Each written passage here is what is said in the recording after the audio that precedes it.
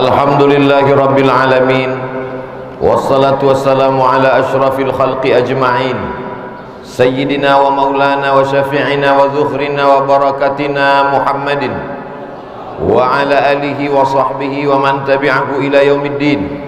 Subhanaka la ilma lana illa ma'allamtana innaka antal alimul hakim.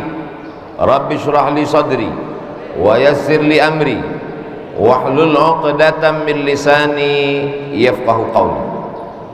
Sebelumnya saya mohon maaf, masker tidak saya pasang, nanti takutnya suara saya tak jelas. Tapi saya tidak khawatir, karena kalau video ini nanti diupload, maka tim media dari Kabupaten Tangerang itu punya aplikasi yang luar biasa, bisa merubah foto saya yang tidak pakai masker jadi pakai masker. Lama saya tadi merenung, Pak Bupati, kapanlah saya ngambil foto ini? Canggih luar biasa. Semoga tim media mendapatkan amal jariah. Tapi muncul pula kecurigaan saya, jangan-jangan tiga yang di sebelah ini pun aslinya tidak pakai masker juga. Jangan lupa protokol kesehatan, jaga jarak, cuci tangan, hand sanitizer, karena kita masih lagi pada PPKM level 3. Insya Allah turun dan berakhir insya Allah. Ada orang yang sudah meninggal dunia 1433 tahun yang lalu, tapi omongannya sampai hari ini masih dipercaya. Sementara ada manusia yang sudah hidup, masih hidup, tapi omongannya tak dipercaya. Jangankan orang di luar negara, tetangganya pun tak percaya. Ada orang yang sudah meninggal dunia 1433 tahun yang lalu, masih bisa mengumpulkan manusia pada hari kelahirannya.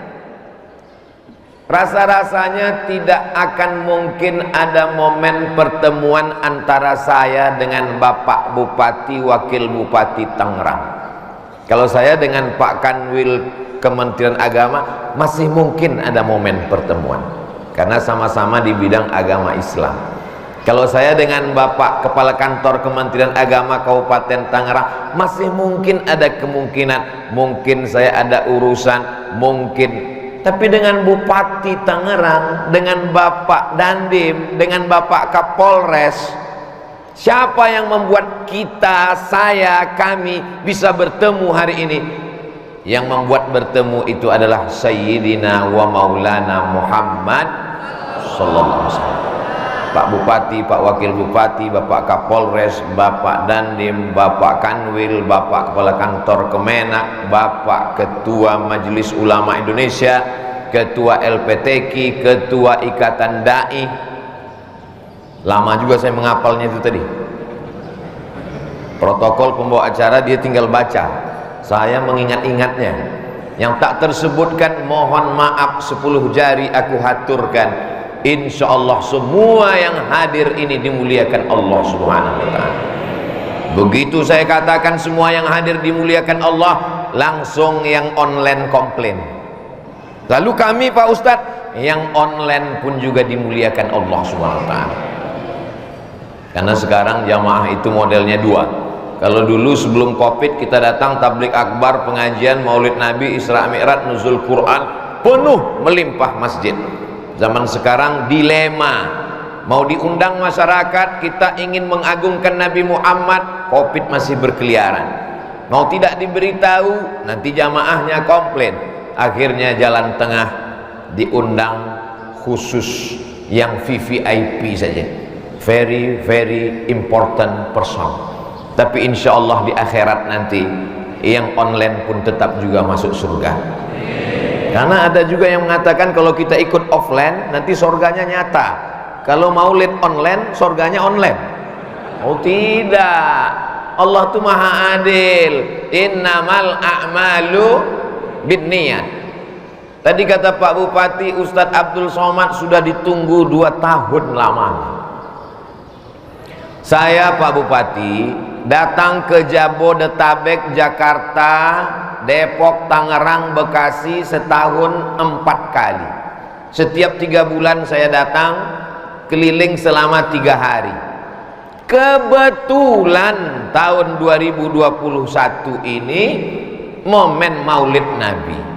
Kebetulan Maulid Kabupaten Tangerang. Jadi rasa-rasanya selama saya tausiah, baru kali inilah serentak antara Maulid Nabi dengan Maulid Kabupaten. Insya Allah kabupatennya dapat limpahan rahmat barokah Maulid Nabi Muhammad Sallallahu Alaihi Wasallam. Hanya saja bahasa Arabnya kelahiran Nabi Maulid, kelahiran kabupaten disebut hari jadi. Aslinya yang paling tua itu Kabupaten Tangerang. Pemekaran punya anak Kota Tangerang. Pemekaran punya cucu Tangerang Selatan. Yang selama ini yang selalu saya kunjungi cucunya aja. Mutar-mutar keliling di cucunya. Kakeknya tidak pernah disinggahi. Ini bisa jadi cucu kualat. Nauzubillah. Ustadz Abdul Somadnya yang salah. Hari ini saya berkunjung bersilaturahim. Siapa kira-kira yang berdoa? Saya tak tahu. Apakah Pak Bupatinya, apakah Bapak Kepala Kantor Kementerian Agamanya, atau Kiai Ketua Majelis Ulama. Tapi yang jelas ada orang tua yang sedang berbaring di rumah. Setiap maulid dia bertanya, siapa penceramah maulid tadi? Setiap hari besar agama dia bertanya, siapa yang ceramah di Masjid Agung tadi? Yang sedang terbaring itu adalah Bapak Haji Ismet, orang tua dari Pak Bupati, yang ternyata amat sangat senang menonton ceramah Ustadz Abdul Somad melalui channel Ustadz Abdul Somad Official. Jangan lupa subscribe, like, and share, and comment. Jadi kadang-kadang hidup kita ini bukan karena kerja keras kita. Kadang-kadang kebersamaan kita bukan karena jabatan dan tenaga pikiran kita, tapi karena ada doa orang lain. Saya yakin dan percaya kehadiran saya bisa satu majelis dengan orang-orang yang terhormat ini karena salah satunya adalah doa Pak Haji Ismet. Mudah-mudahan Allah berikan kesembuhan, kesehatan beliau zahir dan batin. Nabi Muhammad sallallahu alaihi wasallam, apa yang bisa kita ambil dari kehidupannya? 63 tahun mau dipres dalam ceramah 60 menit. Karena memang Abdul Somad kalau dia ceramah 60 menit sesuai dengan tertulis di botol 600 ml. Tapi saya lihat yang di depan saya tadi cuma 300 ml. Nampaknya setengah jam, tapi dikasih 2 botol, sejam juga.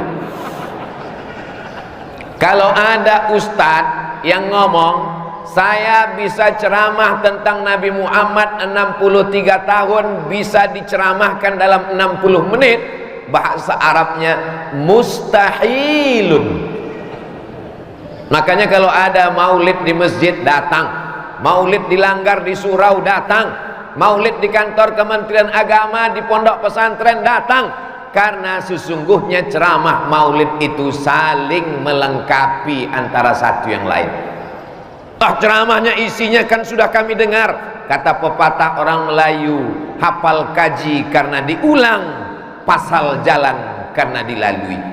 Hafal kita sejarah Nabi supaya kita nanti kalau ditanya anak kita, papa, mama, ayah, ibu, Nabi Muhammad itu siapa? Jangan sampai jawaban kita cuman ABC. Nabi Muhammad namanya, ayahnya Abdullah, emaknya Aminah, lahir tahun gajah. Jangan nanya-nanya lagi. Tapi alhamdulillah orang tua sekarang cerdas-cerdas. Kalau anaknya nanya, dia sudah bisa bercerita. Jangan banyak tanya, tonton aja YouTube. Jamaah yang dimuliakan Allah. Lalu pada waktu yang singkat ini, apa yang dapat disampaikan Abdul Somad tentang Sayyidina wa Maulana wa Syafi'ina Muhammad sallallahu alaihi wasallam? Yang pertama, Nabi membangun peradaban. Bahasa Inggrisnya civilization, bahasa Arabnya hadarah. diambil dari kata Madinah, disebut dengan tamaddun. Lawan dari kata Madinah, Madaniyah, tamadun adalah badawah. Orang badawah berpindah-pindah nomaden dalam hutan, tak punya rumah, pindah ke hutan ini, bakar hutan ini, tidak meninggalkan peradaban apa-apa. Orang yang tinggal di gurun pasir, ternak kambing, buat kemah, punya anak, pindah lagi, tidak meninggalkan apa-apa. Tapi Nabi Muhammad SAW membangun peradaban di kota Al-Madinah Al-Munawwarah. Hanya saja jumlah penduduknya tidak sebanyak Kabupaten Tangerang. Kabupaten Tangerang ini jumlah penduduknya hampir 4 juta orang. Saya lihat-lihat di negara Eropa, penduduknya Finlandia, asal salah satu handphone terkenal yang namanya tak boleh disebutkan nanti jadi iklan gratis. Finlandia penduduknya 5 juta. Jadi kalau Pak Bupati Tangerang ini ke Eropa sudah bisa jadi presiden. Karena mengatur 4 juta orang itu bukan mudah. Nabi Muhammad SAW membangun peradaban di kota Al-Madinah Al-Munawwarah, maka disebut dengan peradaban Islam yang madani. Islam tidak hanya bercerita tentang darah haid, darah bisul, darah nifas, darah wiladah, darah melahirkan, darah nyamuk, darah jerawat. Islam tidak hanya bercerita tentang air suci mensucikan, air laut, air sungai, air mata air, air salju bisa dipakai berwudu, air kelapa bisa diminum tapi tidak bisa mensucikan. Islam berpikir tentang universal, lebih besar daripada itu, membangun peradaban. Yang pertama dibangun bukan fisiknya. Maka kalau kita ke Madinah, kita tidak bisa melihat mana istana Nabi Muhammad SAW, mana meja kerja dan kursinya terbuat dari emas. Tidak ada. Yang dia bangun adalah peradaban investasi sumber daya manusia. Yang pertama dia lakukan rekonsiliasi kota Al-Madinah Al-Munawwarah. Di Madinah bukan cuma ada orang Islam, ada Yahudi Bani Nadir, ada Yahudi Bani Quraizah, ada Yahudi Bani Qainuqa, ada Yahudi Khaybar, ada orang musyrik, ada orang tidak beragama mulhid, ada orang Islam, sama-sama tinggal di kota Al-Madinah Al-Munawwarah. Bagaimana dengan Tangerang? 80.000 orang datang menggantungkan nasibnya setiap tahun ke kota Tangerang. Jadi kalau 1 tahun 80.000 orang, 2 tahun, 3 tahun, 10 tahun, berapa banyak orang datang kemari? Siapa saja yang datang menggantungkan nasibnya ke Tangerang? Dari Aceh sampai Papua. Ustaz Somad kalau mau melihat miniatur NKRI, datanglah ke Tangerang. Satu sisi ini menjadi sumber daya manusia yang luar biasa, tapi kalau ini tidak ditata, dimanajer dengan baik, na'udzubillah, dia bisa menjadi sumber konflik. Karena kita terdiri dari beda agama, beda suku, beda kebiasaan, beda adat istiadat. Orang Aceh dengan orang Papua tak sama. Saya merasakan itu, Pak Bupati. Ceramah saya ke Aceh disambut dengan pesejuk. Pesejuk itu daun-daun pohon-pohon dicabut, diikat, akarnya dimasukkan ke air, disiramkan ke saya duduk. Lalu kemudian mereka ambil pulut kuning dengan ayam, disuapkan ke mulut saya. Yang nyuapkan dari mulai bupati, wali kota, kepala. Saya tengok, wah kenyang juga ini. Begitu cara orang Aceh memuliakan tamu. Pergi saya ke Sumatera Barat, lain lagi caranya. Bagaimana? Mereka ambil piring, dia pun tari. Begini caranya, tari piring dari Sumatera Barat. Pergi saya ke Kalimantan, begitu turun dari pesawat langsung dikasih golok panjang. Saya tanya untuk apa? Nanti Ustadz akan mencincang tebu berwarna hitam. Tapi syaratnya Ustadz, sekali cincang mesti putus. Kalau tidak putus, pulang lagi. Saya yakin kan tajam nggak golok ini. Begitu sampai di Papua, turun di Sorong Airport, maka langsung dihadapkan dengan piring besar bergambar burung kasuari, burung cendrawasih. Apa ini? Ternyata piring yang besar ini nanti akan diinjak, dan akan disambut oleh tarian anak-anak kecil, tarian Papua. Begitu kekayaan tradisi yang luar biasa. Ini kalau tidak ada pemimpin yang mengerti rekonsiliasi seperti yang diajarkan Sayyidina wa Maulana Muhammad sallallahu alaihi wasallam, maka kita akan hancur lebur. Belanda masuk ke negeri kita bukan karena dia kuat. Sampai hari ini Belanda negeri yang kecil, tapi karena divide et impera, karena adu domba, sehingga antar suku, antar agama kacau balau. Tapi alhamdulillah berkat rahmat Allah subhanahu wa ta'ala dan keinginan bangsa Indonesia yang luhur, dengan ini menyatakan kemerdekaannya, kita diikat dalam bingkai Negara Kesatuan Republik Indonesia yang berpegang pada Pancasila, sila yang pertama, ketuhanan yang Maha Esa. Oleh sebab itu tidak ada tempat bagi orang yang tidak bertuhan di Negara Kesatuan Republik Indonesia. Islam yang pertama mengajarkan melalui Nabi Muhammad SAW adalah persatuan antar umat sesama Islam, ukhuwah Islamiyah, diikat oleh asyhadu an la ilaha illallah wa asyhadu anna Muhammadan Rasulullah. Sesama sebangsa setanah air, ada Sunda, ada Betawi, ada Batak, ada Minangkabau, ada Jawa, maka diikat dia dengan Negara Kesatuan Republik Indonesia. Dalam masalah beda agama jelas, kalau sudah terkait dengan akidah, wala ana abidum ma'abadtum wala antum abiduna ma'abud lakum dinukum waliyadin. Tapi kalau sudah terkait dengan urusan sosial, tolong menolong, wa ta'awanu 'alal birri wat taqwa, tolong menolong dalam kebaikan, maka Islam amat sangat toleran. Wa ma arsalnaka illa rahmatan lil alamin. Islam tidak mengatakan wa ma arsalnaka illa rahmatan lil muslimin, tidak. Wa ma arsalnaka illa rahmatan lil mu'minin, tidak. Wa ma arsalnaka illa rahmatan lil Arab, tidak. Wa ma arsalnaka illa rahmatan lil alamin. Ada seorang warga kota Madinah namanya Asma, agamanya Islam, dia muslimah, tapi emak kandungnya non muslim, datang dari kota Makkah. Kerinduan seorang ibu yang tidak Islam ternyata tidak bisa dibendung cinta kasih sayang. Anak yang dikandung 9 bulan 10 hari, disusukan 2 tahun, perbedaan keyakinan membuat si ibu tetap datang 8 hari 8 malam naik onta dari kota Makkah ke kota Madinah.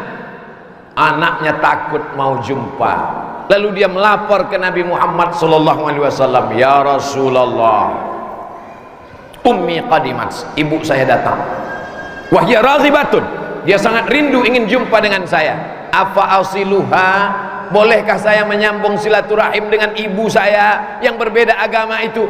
Kata Nabi, siliha, sambung silaturahim dengan ibu. Afa u'tiha, bolehkah saya memberikan hadiah, kenang-kenangan, cenderamata, pelipur lara, pengobat rindu, penenang duka? Kata Nabi, i'tiha, berikanlah dia hadiah. Barulah umat Islam sadar.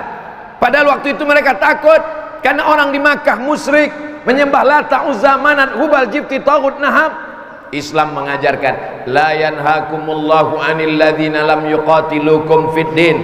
Kalau mereka orang yang berbeda agama denganmu itu tidak mengusirmu dari kampung halamanmu, tidak memerangimu, walam yukhrijukum min diyarikum, tidak menghalau kamu, tidak mengusir kamu, tidak mendeportasi kamu, antabarruhum, buat baiklah kepada mereka, wa tuqsitu ilaihim, bersikap adillah kepada mereka. Ajaran yang dibawa oleh Nabi Muhammad sallallahu alaihi wasallam, itulah yang membuat Islam bisa sampai ke Andalusia. Islam berkembang sampai ke Bahrul Qazwain, Teluk Kaspia, Caspian Sea. Islam sampai ke Nusantara dengan kelembutannya, dengan kebaikannya. Mereka tahu bahwa di Kudus, di sana ada saudara-saudara kita yang lebih tua. Mereka amat sangat menjaga persaudaraan. Kebetulan saya ketika di Mesir kuliah, ada kawan sahabat saya dari Kudus. Apa kata kawan saya? kami di Kudus kalau Idul Adha tidak menyembelih sapi. Kenapa? Saya tidak pernah Idul Adha di Kudus, ziarah ke makam Sunan Kudus, ziarah ke Masjid Kudus, saya lihat menaranya seperti candi. Kenapa bisa begini? Supaya melihat lokal wisdom, kebijaksanaan lokal, sehingga ketika melihat bangunannya mereka menjadi familiar. Oh, ini menaranya bukan bangunan yang baru, bukan bangunan yang aneh, tidak menakutkan, sama seperti punya nenek moyang kami yang dirubah hanya isinya yang ada di dalam, yang sebelumnya tidak menyembah Allah lalu kemudian dirubah menjadi la ilaha illallah Muhammadur Rasulullah sallallahu alaihi wasallam. Kebijaksanaan Wali Songo, para sunan-sunan. Sunan diambil dari kata tangan yang disusun-susun. Ketika bertemu maka kita menghormati dan muliakannya dengan susunan. Kita susun tangan memuliakan dan menghormati mereka, karena kemuliaan mereka adalah pewaris para nabi yang diutus Allah Subhanahu wa taala. Setelah Nabi Muhammad SAW meninggal, la nabiyya ba'dah, tapi pelanjut risalah ada. Itulah dia al-ulama warasatul anbiya. Datang ulama dari jazirah Arab, singgah sebentar mereka di India, lalu kemudian mereka sampai ke Nusantara. Ada pula yang mengatakan dari Hadramaut Yaman langsung ke Nusantara. Sampai hari ini kita mewarisi ajaran Nabi Muhammad sallallahu alaihi wasallam. Hari ini bukan sekedar masyarakat Tangerang, tapi pemerintah daerah, forum komunikasi pimpinan daerah, dari polisi, TNI, pengadilan, Kementerian Agama, Majelis Ulama, semuanya. Maka ini menunjukkan, kata Abdurrahman Ibnu Khaldun, ar-ra'iyah ala dini mulukihim. Rakyat itu mengikut agama raja-rajanya. Kenapa mudah diislamkan negeri Pasundan? Karena raja-rajanya bersyahadat. Kenapa mudah diislamkan Pulau Jawa? Karena sultan-sultan Demak bersyahadat. Kenapa masyarakat Tangerang insya Allah cinta kepada maulid? Karena Pemdanya membuat maulid. Kalau tidak dibuat maulid ini nanti masyarakat bingung-bingung. Pemerintah tidak membuat maulid, Pak Camat nggak suka maulid, Pak Bupati nggak suka maulid, nonton TV acaranya ceramahnya melarang maulid, nonton YouTube ceramahnya ustadznya mengatakan maulid bid'ah. Kalau sudah bid'ah berarti dolalah, kalau dolalah berarti masuk neraka. Kalau maulid adalah bid'ah berarti yang buat acara maulid masuk neraka, yang ngundang masuk neraka, yang diundang masuk neraka, yang mendengar masuk neraka, yang paling panas nerakanya yang ceramah. Tapi begitu langsung Pak Bupati buat maulid, maka orang tidak bisa membantah. Kenapa? Ati'ullah, ta'ala kepada Allah, wa ati'ur Rasul, ta'ala kepada Rasulullah, wa ulil amri, pemimpin. Siapapun yang membid'ahkan maulid, kalau sudah pemimpinnya buat maulid, maka ustadz yang ceramah membid'ahkan itu sudah tidak bisa lagi melawan. Kenapa? Karena dalam keyakinan mereka sendiri ada doktrin wajib mengikut kepada pemimpin. Jadi nanti pengurus-pengurus masjid, kalau di daerah situ ada orang membid'ahkan maulid, jangan undang Abdul Somad, karena Abdul Somad sudah diejek sebagai UAS, ustadz ahli syubhat. Karena selalu buat acara bid'ah, maulid bid'ah, Isra Mi'raj bid'ah, nyambut 1 Muharram bid'ah, nuzulul Quran bid'ah, acara haul wali-wali bid'ah. Caranya mudah saja, undang bupati, hilang bid'ahnya. Karena mereka punya doktrin kalau ulil amri yang melaksanakan maka tidak bid'ah. Itulah sudah lama saya pikirkan. Kalau berdebat siapa yang paling tegang urat lehernya, itulah yang paling menang. Berdebat masalah buku, siapa yang paling banyak kitabnya, itulah yang menang. Debat yang paling simple, mudah saja. Hadirkan bupati, hilang bid'ahnya. Jamaah yang dimuliakan Allah Subhanahu wa taala. Ini ustadz ceramah mengada-ngada atau pengalaman betul real di tengah masyarakat? Real. Ada satu kelompok orang nggak mau maulid. Maulid bid'ah. Karena tidak pernah dibuat Nabi, maka perbuatan itu menjadi penyebab kita melakukan perbuatan dolalah. Kalau sudah dolalah, sesat, berarti masuk neraka. tiba-tiba tak ada angin, tak ada hujan, yang ceramah di masjid itu adalah orang yang membid'ahkan maulid. Semuanya heran, ini orang selama ini membid'ahkan maulid, kenapa tiba-tiba dia mau ceramah? Ditelusuri, dicari-cari, baru dapat jawabannya. Ternyata yang nyuruh dia ceramah adalah bupati. Nah, jadi nanti boleh juga dites Pak Bupati, cari ustadz yang membid'ahkan maulid, suruh dia ceramah. Pas dia nolak, enggak mau, karena maulid ini bid'ah, bacakan ayatnya, atiullah wa atiur rasul wa ulil amri. Ini ulil amri, ceramah. Kalau enggak berarti enggak taat pada pemimpin. Ini yang tidak bisa dilakukan Ustadz Abdul Somad, karena saya tak punya kekuasaan. Saya memang ingin menjadi guru agama, menjadi guru bagi keluarga, menjadi guru bagi umat. Alhamdulillah, dengan berceramahnya saya di depan forum komunikasi pimpinan daerah Kabupaten Tangerang, maka insya Allah masyarakat Tangerang pun percaya kepada maulid Nabi Muhammad sallallahu alaihi. Kalau tidak dilakukan Nabi, bid'ah. Orang ngaji di pondok hatam kitab sampai berpuluh-puluh tahun, tapi ada orang yang ngajinya simple, cuman 5 jari. Kalau tidak dilakukan Nabi, bid'ah. Ada imam namanya Imam Ahmad bin Hambal, pendiri mazhab Hambali, tinggalnya di Baghdad, Irak, meninggal tahun 241 Hijrah. Dia punya anak namanya Abdullah. Abdullah ditanya orang, "Hai Abdullah, ya, kamu punya bapak namanya Imam Ahmad bin Hambal, betul? Bapakmu sholatnya satu hari berapa rakaat?"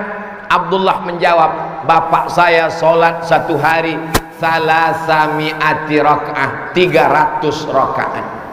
Imam Ahmad bin Hambal sholat satu hari 300 rakaat. Lalu apa hubungannya dengan maulid? Kalau tidak dibuat Nabi, bid'ah. Berarti Imam Ahmad bin Hambal melakukan bid'ah karena Nabi tidak pernah sholat 300 rakaat. Sekarang kita sedang inventarisir siapa saja ulama yang pelaku bid'ah. Ada namanya Imam Ahmad bin Hambal. Masih yang tadi juga Pak Ustadz, masih yang tadi. Dia kalau sholat, dia baca doa, Rabbighfirli wali walidayya wali Muhammad bin Idris Asy-Syafi'i. Ya Allah, ampunkan aku, ampunkan dosa ayah ibuku, ampunkan dosa Imam Syafi'i. Karena dia berguru dengan Imam Syafi'i. Ketika Imam Syafi'i pindah dari kota Madinah singgah ke Baghdad, sebelum ke Kufah, sebelum ke Mesir tahun 200, meninggal tahun 204 di Mesir. Maka dia sempat bersahabat, berteman dan berguru dengan Imam Syafi'i. Didoakannya arba'una sana, 40 tahun dia tambah dalam bacaan doa solatnya, Rabbighfirli wali walidayya wali Muhammad bin Idris Asy-Syafi'i. Ya Allah, ampunkan aku, ampunkan ayah ibuku, ampunkan Muhammad bin Idris Asy-Syafi'i. Apa hubungannya dengan maulid? Kalau tidak dibuat Nabi, bid'ah. Berarti Imam Ahmad bin Hambal sudah 2 kali buat bid'ah, karena Nabi tidak mengajarkan doa Rabbighfirli wali walidayya wali Muhammad bin Idris Asy-Syafi'i. Saya tidak ajak bapak ibu untuk baca doa ini, tapi kalau mau mendoakan Abdul Somad seperti doa Imam Ahmad bin Hambal, boleh juga. Rabbighfirli wali walidayya wali Ustadz Abdul Somad. Tidak bid'ah. Ada namanya Imam Ibnu Taimiyah. Ibnu Taimiyah punya murid, muridnya memperhatikan gurunya 24 jam. Ternyata Imam Ibnu Taimiyah selesai sholat subuh, dia memandang ke atas langit, dan Masya Allah ada kaligrafi, la ilaha illallah Muhammad Rasulullah. Imam Ibnu Taimiyah selesai sholat subuh, dia memandang ke langit, baca Al-Fatihah sampai terbit matahari. Bismillahirrahmanirrahim. Alhamdulillah rabbil alamin arrahmanir rahim maliki yaumiddin iyyaka na'budu wa iyyaka nasta'in ihdinas siratal mustaqim siratal ladzina an'amta 'alaihim ghairil maghdubi 'alaihim waladdallin. Amin. Tidak pernah dilakukan Nabi.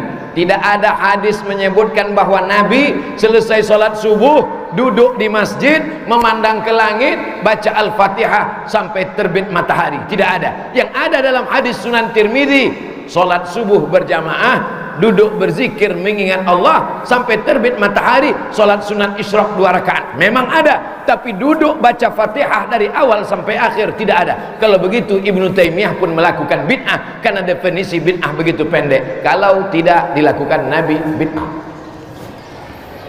Jamaah yang dimuliakan Allah SWT, yang faham alhamdulillah, yang tidak faham ulang 2-3 kali.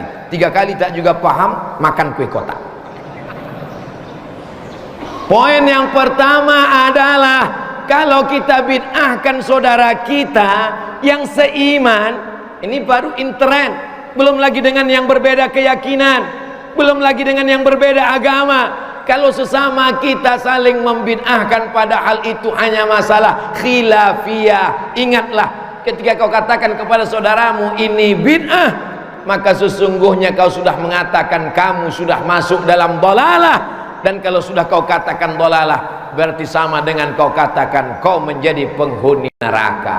Nata'awan fi mattafaqna, mari kita tolong menolong pada perkara yang kita sepakati. Wa nata'awan fi makhtalafna, mari kita berlapang dada menerima perbedaan. Inilah yang bisa membuat kita hidup bersama di Kabupaten Tangerang sebagai model salah satu kabupaten, dan ini akan ditularkan untuk seluruh kabupaten kota di Negara Kesatuan Republik Indonesia insyaallah. Amin.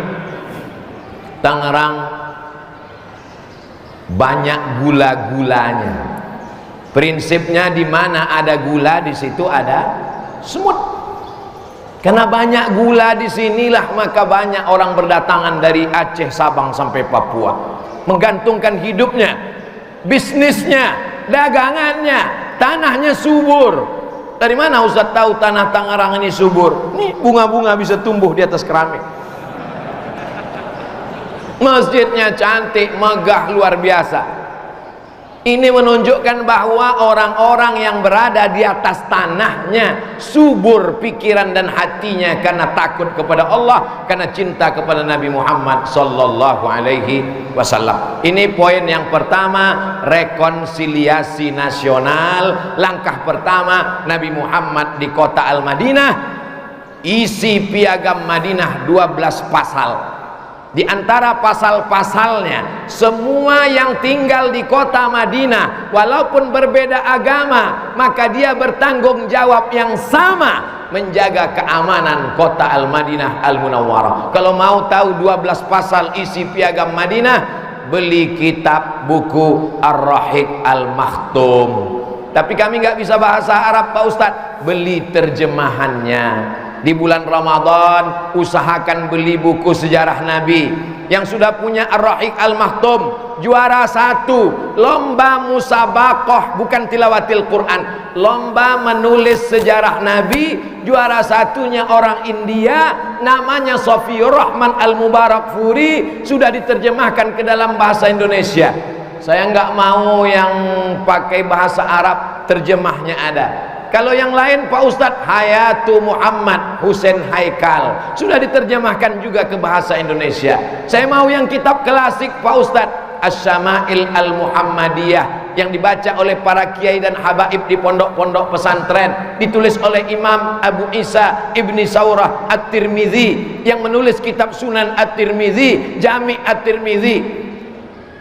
Saya mau kitab yang lain Pak Ustadz, yang berbahasa Inggris Pak Ustadz, History of Prophet Muhammad, ditulis oleh Karen Armstrong, tidak Islam, tapi dia tertarik dengan pribadi Nabi Muhammad sallallahu alaihi wasallam. Buku pertama dia tulis History of God, sejarah Tuhan. Kemudian dia tulis berikutnya History of Muhammad sallallahu alaihi wasallam. Buku itu bestseller, sudah diterjemahkan juga ke bahasa Indonesia. Bulan Maulid ajak anak ke toko buku, belikan buku, sehingga nanti ketika kita mati menghadap Allah, dia buka lemari buku, dia meneteskan air mata melihat buku yang pernah kita belikan dulu untuk dia. Ternyata ayahku tidak hanya menyiapkan sewa rumah, tidak menyiapkan kos-kosan, tidak menyiapkan sekolah, tapi menyiapkan buku bacaan. Dilihatnya bacaan buku-buku ayahku dulu, menetes air matanya karena plastiknya masih ada, belum pernah dibuka. Insya Allah anak cucu kita akan membukanya. Jangan sampai nanti kita mati, dibukanya lemari, lalu dia lihat, oh ternyata koleksi VCD dangdut bapakku banyak juga. Bapak Ibu yang dimuliakan Allah Subhanahu wa taala. Ini poin yang pertama, ajarkan tentang kebersamaan. Yang kedua, apa yang dibangun oleh Nabi Muhammad SAW? Yang dibangunnya adalah masjid. Bukan masjid duluan. Dibangun pertama persaudaraan. Setelah persaudaraan baru bangun masjid. Karena tidak mungkin membangun masjid kalau dasarnya tidak ukhuwah persaudaraan. Masjidnya satu, imamnya satu, khatibnya satu, bilalnya satu, tapi hatinya pecah. Masuk masjid, tahsabunahum jami'an, kau sangka mereka satu, wa qulubuhum syatta, tapi hati mereka sudah hancur, berkeping, bercerai-berai. Ini kita jaga persatuan umat.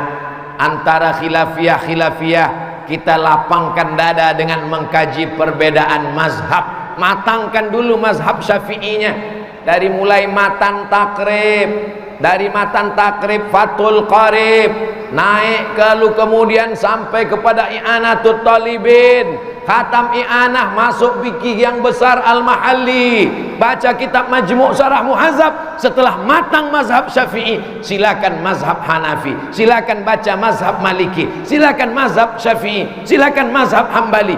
Tapi kuatkan dulu mazhab syafi'i supaya orang punya pendirian.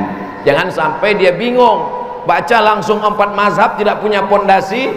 Lama-lama pas ditanya, mana yang kau pegang? Aku sudah tidak bermazhab karena aku bingung terlalu banyak mazhab. Langsung saja ke Al-Quran dan Sunnah. Ada sekarang orang yang semboyannya mari langsung ke Al-Quran, tapi begitu dilihat Qurannya, Quran terjemahan depan. Yang nerjemah siapa? Ulama. Ternyata kita bisa paham Quran melalui terjemahan ulama. Jadi sebenarnya kita kembali ke Quran, kembali ke hadis melalui ulama. Alhamdulillah, kita bersama dengan Ketua Majelis Ulama mengirimkan para da'i ke masjid, ke surau, ke langgar dan musalla, pendidikan umat. Sekarang orang tidak mau memasukkan anaknya ke pesantren. Saya nggak mau anak saya di pesantren, Pak Ustadz. Kenapa, Bu? Saya sudah lihat ke sana, santrinya 1000, WC-nya 10. 880 pondok pesantren di Kabupaten Tangerang sudah dibantu pemerintah daerah lebih dari 200 pondok pesantren. Loh, Ustadz tahu informasi ini dari mana? Tadi ketika Pak Bupati ngobrol dengan Pak Kanwil, saya nguping. Oh, ternyata pondok pesantren dibantu. Akhirnya terwujudlah ini.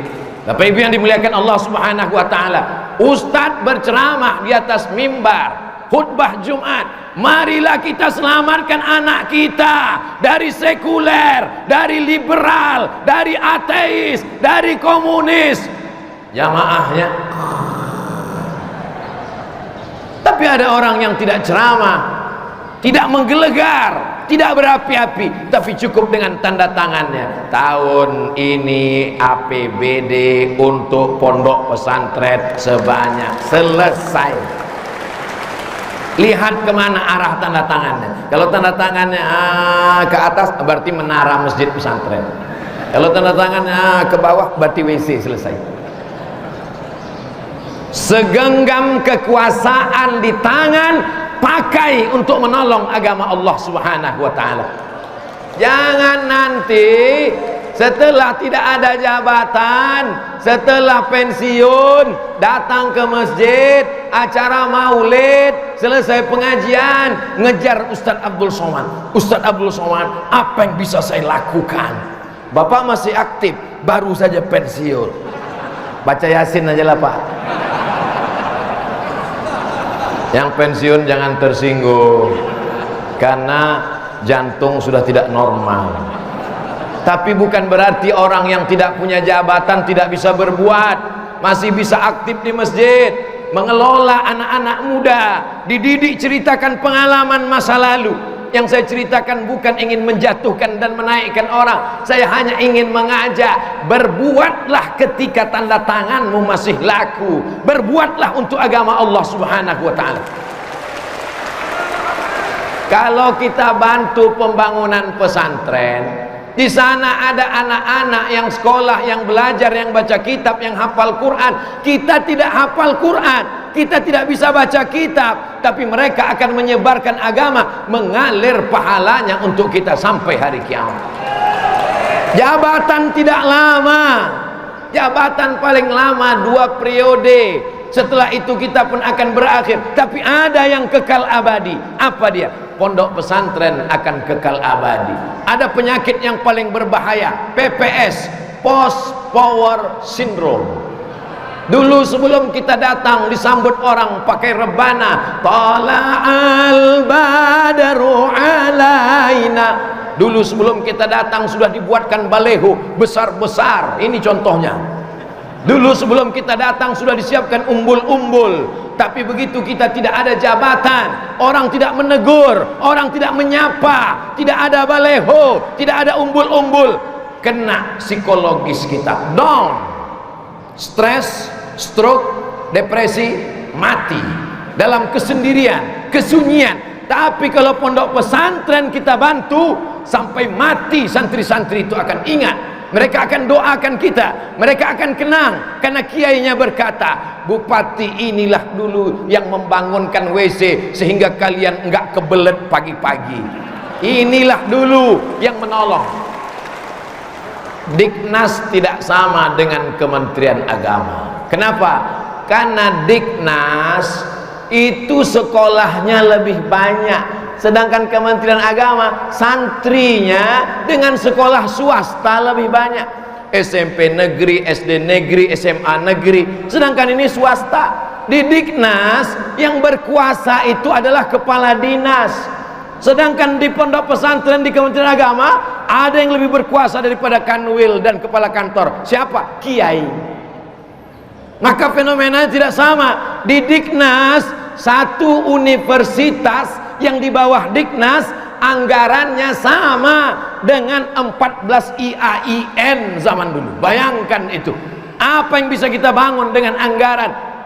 Yang cerita ini siapa? Salah seorang menteri agama cerita ke saya, Ustadz Somad, bayangkan satu universitas di bawah Diknas anggarannya sama dengan 14 IAIN sebelum ada UIN dulu. Apa yang bisa kita bangun dengan sebegitu? Maka dengan adanya support dari bupati, wali kota, gubernur, APBD, tidak hanya mengharapkan dana dari atas, ini amal jariah. Abdul Somad insya Allah dapat juga sekian persen dari amal itu, karena dia menyampaikan, karena ini ditonton videonya. Walaupun nampaknya saya ceramah di Kabupaten Tangerang, tapi insya Allah akan ditonton oleh bupati-bupati yang lain insya Allah. Begitu bupati itu nonton maulid di Kabupaten Tangerang, dia nonton kebetulan di meja kantor pas mau nanda tangani proposal bantuan pesantren, pakai tanda tangan menolong, langsung ditanda tangan. Amin. Bapak Ibu yang dimuliakan Allah Subhanahu wa taala, sab'atun, 7 golongan yuzilluhumullah, yang akan dapat naungan Allah, yauma la zilla illa zilluh. Hari itu tak ada naungan kecuali naungan Allah Subhanahu wa taala. Bukan ustaz, bukan Ustaz Abdul Somad yang pertama dapat naungan nanti. Siapa dia? Al-Imamul Adil, imamun adilun, pemimpin yang adil, yang peduli kepada agama Allah Subhanahu wa taala. Apa kata Imam Ahmad bin Hanbal, Imam Hambali? Seandainya doamu cuma satu dan doa itu makbul, maka mintalah satu, mintalah pemimpin yang adil. Karena kalau kau minta istri solehah yang menikmatinya cuma kamu, tak mungkin istrimu bisa dinikahi orang lain, kecuali kalau kau mati dan pacar dia menyanyikan lagu Kutunggu Jandamu. Kalau kau punya suami yang soleh, bu, suami ibu soleh, ibu berdoa, berikan aku suami yang soleh. Paling itu suami soleh cuman untuk ibu. Ibu tidak akan mungkin mau suami ibu dibagi kepada orang lain. Pasti ibu akan marah. Hei pelakor, pengganggu laki orang. Tapi kalau kau punya bupati yang adil dan amanah, insya Allah 4 juta orang itu dan anak-anak itu dapat keadilannya insya Allah. Jadi sebenarnya penghargaan, sertifikat, apapun nama yang diberikan tadi oleh Pak Kanwil, itu hanya sebagai simbolis. Ada penghargaan yang lebih besar daripada Allah Subhanahu wa ta'ala, yaitu yang tak putus dengan kematian, namanya amal jariah. Jariah mengalir. Ustadz Abdul Somad ceramah, iza matal insan, kalau Abdul Somad mati putus. Assalamualaikum warahmatullahi kepada seluruh masyarakat Kabupaten Tangerang, hadiri tablik akbar acara nuzul Quran 17 Ramadan yang akan disampaikan ceramahnya oleh almarhum Abdul Somad. Tak ada orang datang. Ibu-ibu yang rajin baca Yasin meninggal, putus. Bapak-bapak yang rajin sholat duha meninggal, putus. Tapi ada yang kekal abadi. Siapa yang membangun masjid ini dulu, walaupun dengan APBD Pemda, tapi dengan tanda tangan saat berkuasa. Hari ini kita sholat subuh, duha, zuhur, asar, maghrib, isya, mengalir pahalanya sampai hari kiamat. Orang yang cerdas, smart. Sekarang banyak yang smart itu bukan orangnya, smartphone, handphonenya yang cerdas. Orangnya tidak seimbang dengan kecerdasan handphonenya. Handphonenya azan 1 hari 5 kali. Yang punya handphone nggak pernah masuk masjid walaupun sekali. Ganti saja handphonemu dengan handphone jadul. Nabi membangun masjid. Ada orang ingin memberikan tanah wakaf. Ya Rasulullah, ambillah tanah wakaf ini ya Rasulullah. Nabi tidak mau. Tanah itu dibeli oleh Nabi. Lalu Nabi membangun masjid, dan tanah itu tidak diwariskannya kepada anaknya Sayyidatuna Fatimah. Anak Nabi yang 3 perempuan meninggal, anaknya yang 2 laki-laki meninggal. Setelah Nabi meninggal, anaknya tunggal tinggal sendiri, Fatimah. Tapi Fatimah tidak mewarisi tanah masjid itu karena dia sudah menjadi tanah wakaf, diwakafkan oleh Nabi Muhammad sallallahu alaihi wasallam. Tapi cerita masalah wakaf ini perlu banyak yang diperbaiki. Kadang bapaknya bagus, ibunya solehah, diwakafkan tanah ke kiai, diwakafkan ke Badan Wakaf Indonesia BWI. Lalu kemudian hari berganti, musim berubah. Dulu tanah itu tempat jin buang anak. Orang takut beli tanah itu karena banyak hantu setan, genderuwo, sundel bolong, nyi blorong. Tapi sekarang sudah ada mall, tanahnya jadi mahal, 1 meter 5 juta. Datang anaknya menjual karena dia yang memegang sertifikat. Ustadz kiai yang ada di atas diusir. Maka perlu kita tertibkan wakaf, pergi ke kantor KUA untuk membuat namanya akta ikrar wakaf. Saya beberapa kali menjadi saksi akta ikrar wakaf. Bapak yang mewakafkan tanah, betul. Ini yayasan sebagai nazir, betul. Buatkan akadnya. Saya wakafkan tanah saya ini, luasnya 1 hektar untuk pondok pesantren tunai. Saya terima, disaksikan oleh Ustadz Abdul Somad dan kaum muslimin. Langsung keluar akta ikrar wakaf. Kalau sudah diwakafkan, la yuhabu, tak bisa dihibahkan, wala yuba'u, tak bisa diperjualbelikan, wala yurasu, tidak bisa diwariskan. Mudah-mudahan selesai acara Maulid Nabi, semuanya ke kantor KUA insyaallah. Amin. Ibu, nanti kalau bapak ke KUA jangan marah. Mau kemana pak? Mau ke KUA? Mau kawin lagi? Bukan, mau mengurus akta ikrar wakaf. Ini tanah-tanah di Tangerang zaman dulu mungkin orang takut, tidak ada nilainya. Tapi sekarang kota Tangerang menjadi kota metropolitan, banyak tanah-tanah yang potensi wakafnya luar biasa. Bercerita tentang wakaf, zaman Nabi, wakaf adalah salah satu sumber pendapatan pemerintahan Nabi Muhammad sallallahu alaihi wasallam. Ada namanya Masjid Baitullah, tapi di dekat Baitullah ada juga namanya Baitul Mal. Mal artinya harta. Baitul Mal isinya ada 7. Apa dia? Wakaf, zakat, infak, sedekah, wasiat, hibah, ghanimah. Jadi umat Islam tidak hanya sekedar Baitullah tegak rukuk sujud, tapi juga ada Baitul Mal. Sekarang kita tidak punya Baitul Mal, tapi kita apa yang namanya Basnas, Badan Amil Zakat Nasional. Zakat potong atas. Ustadz yang ceramah, bayarlah zakat, bayarlah zakat. Orang tidak mau bayar zakat, tapi dengan singkat, tanpa panjang lebar, tidak mengeluarkan suara, tidak berapi-api, singkat saja. Semua PNS bayar zakat, yang nggak mau mutasi, selesai. Dengan potensi zakat kita bisa bantu pondok pesantren.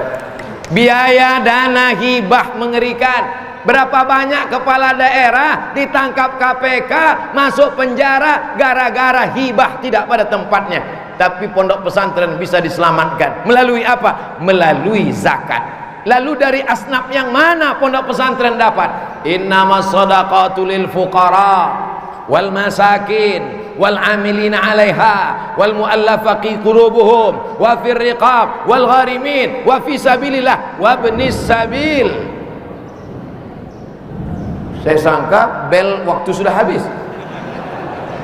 Ada anak yatim, fakir miskin, du'afa, bapaknya meninggal, ibunya buruh cuci, tidak bisa dibantu dengan anggaran daerah karena keterbatasan dari pusat, dibantu dengan zakat. Apalagi di Tangerang banyak perusahaan-perusahaan, PT-PT, maka ini potensi zakat luar biasa. Kalau dibangkitkan, ini merupakan aset investasi yang paling besar dan paling hebat adalah investasi sumber daya manusia.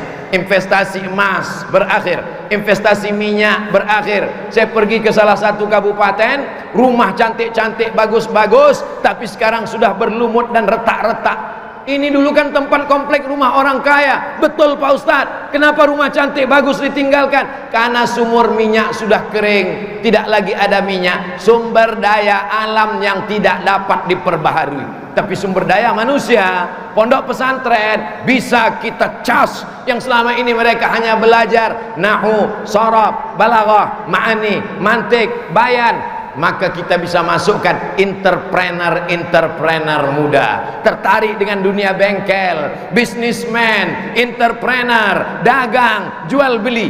Ini membuat pondok pesantren menjadi kuat. Kenapa Ustadz singgung pondok pesantren? Karena tadi pembicaraan dengan Pak Kanwil dan Pak Bupati, katanya inilah bupati yang kiai, kata beliau, bupati dan kiai. Saya kira kiai karena pakai sarung saja, tapi keputusan-keputusannya, oh ini kalau ada buah berarti lama ceramahnya. Jamaah yang dimuliakan Allah Subhanahu wa taala. Innallaha watirun, Allah maha ganjil. Yuhibbul witra, dia suka pada yang ganjil. Maka saya ingin tinggalkan kenang-kenangan yang ganjil 3. Yang pertama, jaga rekonsiliasi umat sebagaimana Nabi sampai ke Madinah. Yang kedua, bangun masjid, tidak hanya bangunannya tapi juga pengisinya. Siapa khotibnya, siapa ulamanya, siapa pengajarnya. Masjidnya bagus tapi kalau kosong tak ada hidayah. Itu yang dikatakan Nabi tanda hari kiamat. Wa masajiduhum amirah, masjidnya cantik dan megah tapi kosong dari hidayah, tak ada pengajian. Oh, Ustadz ingin menyindir Masjid Al-Amjad? Tidak. Masjid Al-Amjad kajiannya luar biasa. Ustadz tahu dari mana? Dari daftar penceramah yang dipajang. Ada pengajian rutin. Siapa yang akan mengajar? Bukan ustadz dadakan, bukan tiba-tiba jadi ustadz, yang dididik, digembleng oleh kiai, ajengan, ulama, buya di pondok pesantren. Maka membangun masjid mesti satu paket dengan pesantrennya. Yang terakhir, yang ketiga adalah ada doa dari orang-orang yang susah. Dakwatul fuqara. Maka orang miskin dari dulu sampai sekarang tidak pernah selesai. Tapi bukan berarti kita pelihara, kita tingkatkan ekonomi umat. Yang selama ini hanya buruh cuci dari rumah ke rumah, kita bisa berikan dia mesin cuci supaya bisa buka laundry kecil-kecilan. Sehingga tahun ini dia menjadi penerima zakat, tahun depan dia akan menjadi muzakki. Tengah malam dia mengangkatkan tangan, turunkan rahmat ke negeri ini ya Allah. Doa mereka itulah yang dikabulkan Allah Subhanahu wa ta'ala. Itulah yang dapat disampaikan Al-Fakir Abdul Somad. Kenapa Ustadz ceramah ditutup 3? karena tadi saya mulai pukul 9.40, sekarang sudah jam 10.40, 1 jam saya ceramah. Masih 36, berarti tak sama jam sini sama jam sana. Saya pakai jam yang sana. Jamaah yang dimuliakan Allah Subhanahu wa taala, Ustaz Abdul Somad ceramah Maulid Nabi sekaligus ulang tahun Kabupaten Tangerang yang ke-389 tahun, 4 abad, 400 tahun. Maka 400 tahun ini bukan sembarangan, bukan masa yang sebentar, termasuk kota-kota yang tua di Indonesia.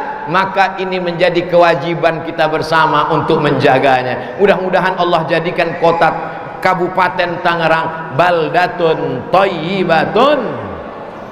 Baldatun thayyibatun, negerinya bagus, tapi belum tentu warabbun ghafur, karena Allah tak berikan ampunan. Tapi kalau sudah baldatun thayyibatun wa rabbun ghafur, syaratnya banyak, tapi syarat yang pokok yang kuat, insya Allah kita jaga persaudaraan antar mazhab, antar ormas, antar aliran, sama-sama ahlu sunnah wal jamaah. Setelah itu masjidnya tidak hanya dibangun fisiknya, tapi juga pengisinya, pengajiannya berkualitas, ada kajian akidah, wujud qidam baqa mukhalafatul lil hawadisi, qiyamuhu bi nafsihi, wahdaniyah qudrat iradat ilmun hayat sama basar kalam. Ada juga kajian tauhidnya, kajian hadisnya, baca riyadhus shalihin, baca bulughul maram. Maka insya Allah inilah yang akan menjadikan negeri ini tetap selamat sampai hari kiamat.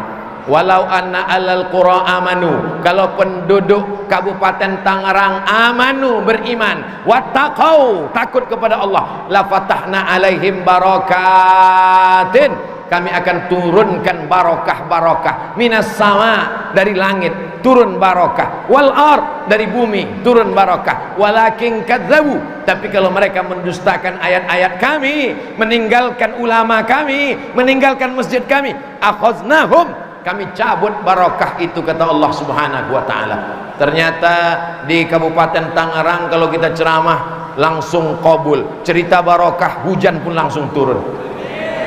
Ada jamaah yang senang dengan turunnya hujan, ada juga yang susah hati karena tadi lupa helmnya telentang.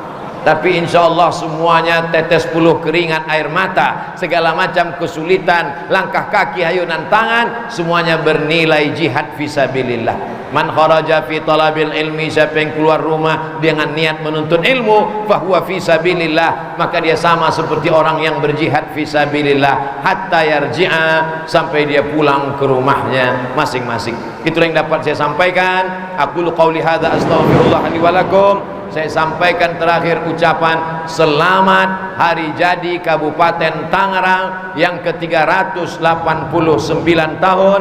Semoga kabupaten ini selalu mendapatkan rahmat, barokah dan lindungan Allah Subhanahu wa taala. Terima kasih segala perhatian. Mohon maaf segala kesilapan dan kekhilafan. Wallahul muwaffiq ila aqwamit thariq. Wassalamu alaikum.